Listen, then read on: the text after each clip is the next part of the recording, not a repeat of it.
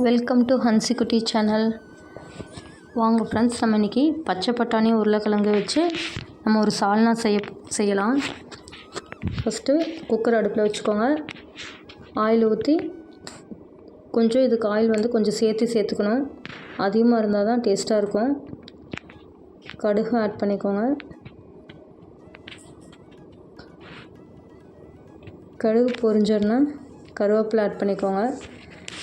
இது இட்லி, தோசை, சப்பாத்தி, சாப்பாடு எல்லாத்துக்குமே ரொம்ப டேஸ்ட்டாக இருக்கும். ஒரு டைம் செஞ்சு பாருங்கள் எப்படி இருக்குதுன்ட்டு. குழந்தைங்களுக்கும் ரொம்ப பிடிக்கும்.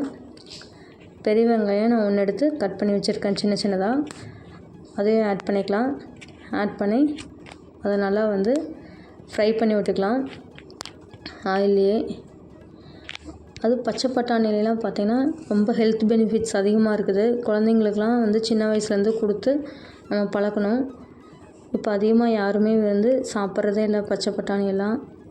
எல்லாருமே சின்ன வயசுலேருந்து சாப்பிட்டு பழகினா தான் பெரிய குழந்தைங்க ஆனாலும் சாப்பிடுவாங்க. இப்போ நம்ம பேஸ்ட் ஒன்று ரெடி பண்ணிக்கலாம். வெங்காயம், தக்காளி, இஞ்சி, பூண்டு,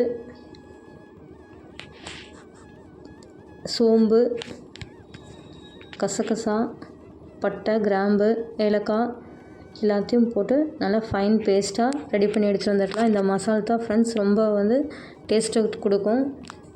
வெங்காயம் வதங்கின உடனே பேஸ்ட்டை மிக்ஸ் பண்ணி அதையும் நல்லா ஒரு 2 நிமிஷம் வதக்கி விட்டுக்கலாம். நான் மிக்ஸி ஜாரை கழுவி அதையும் அந்த தண்ணியும் ஆட் பண்ணிக்கிறேன். குழம்பு கொஞ்சம் நம்ம சேர்த்து வேணும் அப்படின்னா தண்ணி கொஞ்சம் சேர்த்து ஊற்றிக்கலாம். இப்போ காரத்துக்கு தேவையான மிளகாய் தூளெல்லாம் ஆட் பண்ணிக்கலாம். நீங்கள் உங்களுக்கு என்ன மிளகாய் தூள் இருக்கோ அதை நீங்கள் ஆட் பண்ணிக்கோங்க. நான் மஞ்சள் தூள், குழம்பு மிளகாய் தூள், கொஞ்சம் கொத்தமல்லி தூள் ஆட் பண்ணியிருக்கேன். நீங்கள் கறி மசாலா தூள், ஜீரகத்தூள், சோம்பு தூள் இதெல்லாம் இருந்துச்சுன்னா நீங்கள் ஆட் பண்ணிக்கலாம். இது கறி சுவையை கொடுக்கும் இந்த குழம்பு. ஏன்னா நம்ம ஸ்பைசஸ்லாம் ஆட் பண்ணி அரைச்சிருக்கிறோம் இல்லையா, அதனால் கறி குழம்பு வாசம் அடிக்கும். இதை குக்கரில் விசில் வரும்போதே பார்த்திங்கன்னா நல்ல மணமாக இருக்கும்.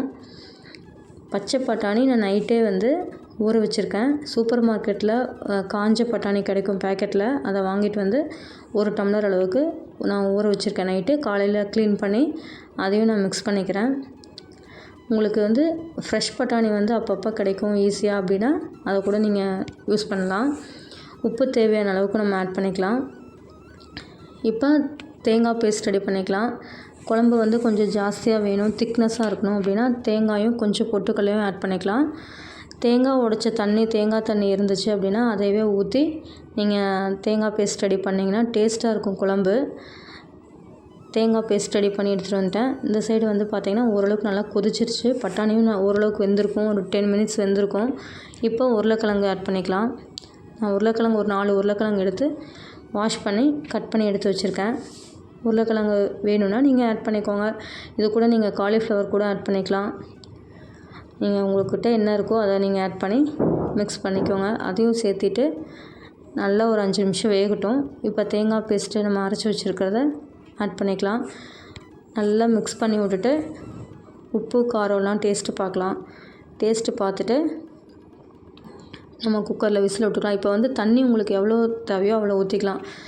சாப்பாட்டுக்கு உங்களுக்கு ஊற்றி சாப்பிட்ற அளவுக்கு வேணும் அப்படின்னா கொஞ்சம் கெட்டியாகவே வச்சுக்கோங்க. இட்லி, தோசை, சப்பாத்தி, பூரி இந்த மாதிரி உங்களுக்கு என்ன டைப்பில் வேணுமோ அந்த டைப்புக்கு தகுந்த மாதிரி நீங்கள் தண்ணி ஆட் பண்ணிவிட்டு குக்கரில் 3 விசில் விட்டு எடுத்துக்கோங்க.